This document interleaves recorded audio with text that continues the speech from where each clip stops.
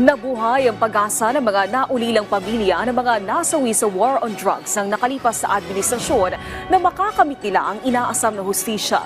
Ito'y sa harap ng paglilitis kay dating Pangulong Rodrigo Duterte sa ICC sa kasong Crimes Against Humanity. Si Mela Lesmora sa sentro ng balita.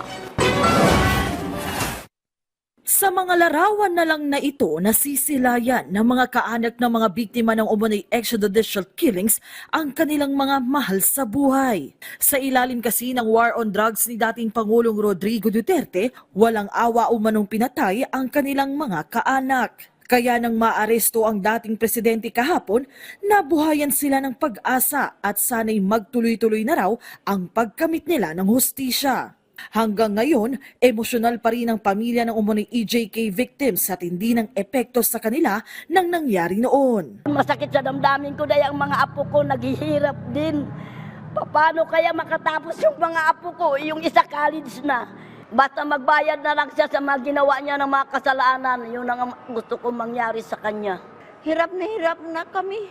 Ngayon, nagpasalamat ako nga nahuli na si Duterte. Sana siya. Di ko matakot o iyaming barilin dito. Lalaban ko talaga, ipaglaban ko talaga ni ako manugang. Natutuwa po ako dahil nagkaroon ng yung pagpapatay ni Duterte sa anak ko. Kahapon isang misa ang nilahukan ng EJK victims, families and supporters sa Payatas, Quezon City. Sama-sama nilang ipinagpasalamat ang pagkakaaresto kay Duterte. Well, talagang hinihiling namin hustisya para sa talagang maikulong na si Duterte, malaman na yung karudumal-dumal na pangyayari dito sa ating bansa. Isang katulad na misa rin ang isinagawa ng iba pang grupo sa isang simbahan sa Kamuning, Quezon City kahapon. Isa sa mga dumalo rito ang tiyuhin ni Kian de los Santos, ang 17 taong gulang na kabataan na biktima ng drug war. Ayon kay Randy de los Santos, matagal din nilang hinintay ang pag-aresto sa dating Pangulo. Sana ho ay ibigay sa dating Pangulo yung karapatan niya, na karapatan ng bawat tao. Lahat ng karapatan na itinatadhana ng batas ay dapat na ibigay sa ating dating Pangulo.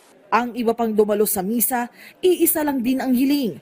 Yan ay walang iba kundi ang pananaig ng katotohanan at hustisya. Araw-araw po dinadasal namin. Nasa gitna na po ng paghihirap ng kalooban namin dahil ang pagmamahal namin sa buhay.